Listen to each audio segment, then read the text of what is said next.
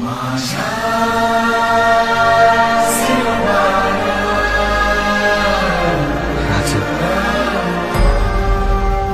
लहान तोंडी मोठा घास घेतो, पण माझं भाग्य किती बघता, माझ्या आई बापाची पुण्य आहे किती बघता. राज, ही तुमची कापडं जेव्हा माझ्या अंगाला लागली ना, तेव्हाच यो शिवा मेला. आता उरलाय तो तुमचा आत्मा आहे फक्त.